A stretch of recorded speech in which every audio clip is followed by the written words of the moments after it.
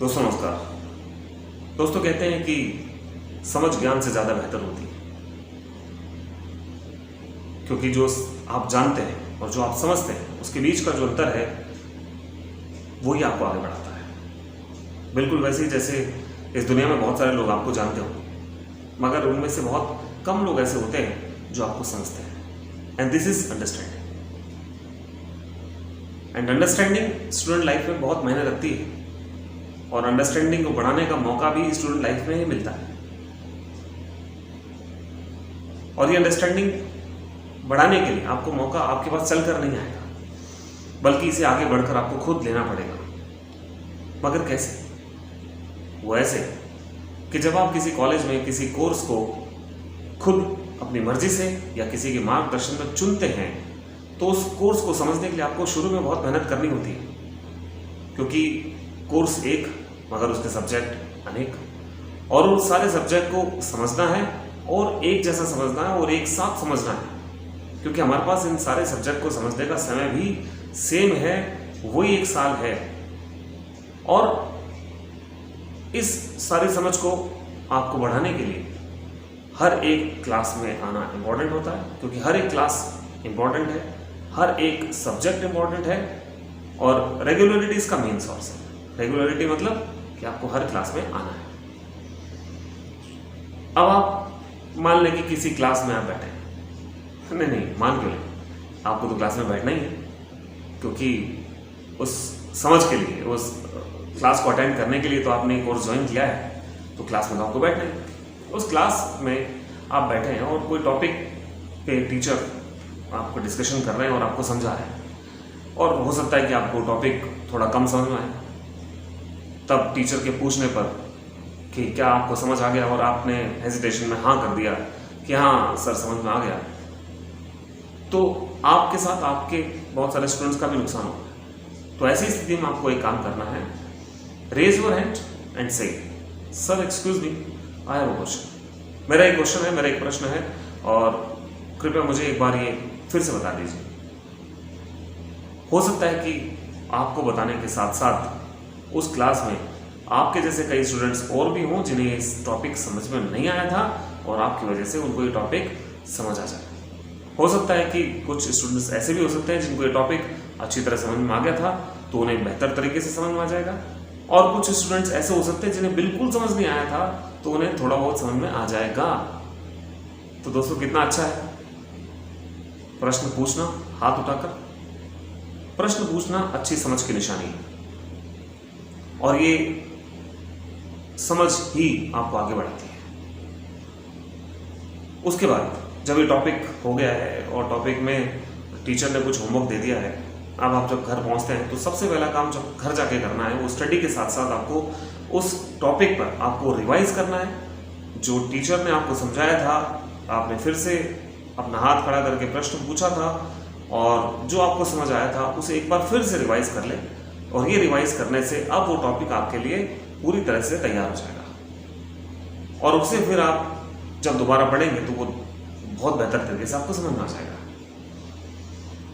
और रिवीजन करने के बाद फिर आपको जो होमवर्क मिला है उस होमवर्क को आज सोने से पहले कंप्लीट करना है। कभी भी होमवर्क को पेंडिंग नहीं छोड़ना, क्योंकि अगर आप होमवर्क पेंडिंग छोड़ते हैं तो ये पेंडिंग होमवर्क बढ़ता चला जाता है, और कभी भी आपको उसके लिए पूरा वक्त नहीं मिल पाता है।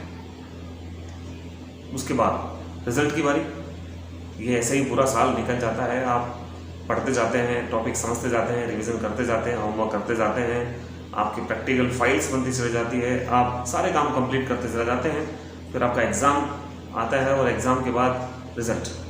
तो दोस्तों रिजल्ट चाहे कैसा भी हो, अच्छा हो, बुरा हो, बेकार हो, बदतर हो, इसके जिम्मेदार केवल हम होते हैं, क्योंकि वो हम ही थे जो शुरू से ये समझ रहे थे कि क्या करना है। तो रिजल्ट तो ऐसा होना ही था, और हो सकता है कि रिजल्ट बहुत अच्छा हो, बेस्ट हो, बेहतर हो, एक्सीलेंट हो, तो इसके जिम्मेदार भी हम ही होंगे, क्योंकि वो हम ही थे जो हम शुरू से ये समझ रहे थे कि क्या करना है, तो रिजल्ट तो बेस्ट होना ही था।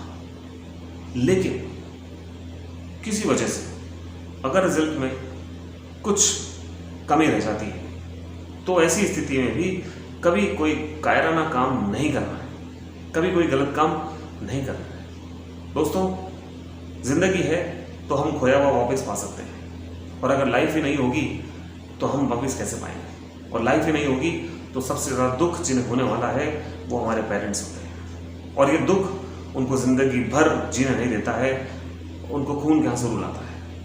और इस कर्म का बदला जो आप करते हैं, ऐसा कायराना काम, वो आपको अगले जन्म में भी शांति नहीं देता है। वो आपको अगले जन्म में भी उस दुख के लिए जो आपने अपने माता पिता को दिया था, अगले जन्म में भी आपको सताने के लिए आपके सामने आ जाता है, और यही कर्म है जो आपके सामने आ जाता है। अब दोस्तों, समझना यह है कि एक सब्जेक्ट की लगभग 70 क्लासेस आपके लिए होती है पूरे साल में, और साल के दिन होते हैं इससे कई गुना ज़्यादा। तो अब आपको समझना यह है कि कैसे कम से कम समय में ज़्यादा से ज़्यादा समझा जाए, और इसके लिए आपको हर क्लास को अटेंड करना बेहद ज़रूरी है। और जो क्लास में रिवीजन के लिए मिला है, होमवर्क मिला है, उसे पेंडिंग नहीं छोड़ना है, उसे काम हमेशा समय पर पूरा करना ही है, चाहे कुछ भी हो जाए। और जब आप क्लास में रहते हैं तो आपके स्टूडेंट के साथ, आपके टीचर्स के साथ जब आप व्यवहार में होते हैं तो बहुत सारी अलग अलग तरह की अंडरस्टैंडिंग का डेवलपमेंट आपके अंदर हो रहा होता है, जो आपको लाइफ में आगे बढ़ाती है, और यहाँ से आपके एटीट्यूड का डेवलपमेंट होना स्टार्ट होता है। अब दोस्तों, याद रखना 4 बातें हैं। पहली बात कि प्रश्न पूछना है। क्लास में कुछ समझ नहीं आ रहा है तो पहला काम प्रश्न पूछना है। Do not stop to ask any question because it will be helpful for you. दूसरा काम, घर जाकर उस टॉपिक को रिवाइज करना है, because revision is the second chance to understand the things. तीसरा काम, अपना होमवर्क समय पर पूरा करना है, because today is the most important day in your life. It will not come again, so please do your work today. And the fourth one is, किसी भी परिस्थिति में, चाहे रिजल्ट कुछ भी हो, कभी कोई गलत कदम नहीं उठाना है। लाइफ में कुछ अनुचित होने पर भी आपका फैसला उचित ही होना चाहिए। ये आपको काम करना ही है, चाहे कुछ भी हो जाए।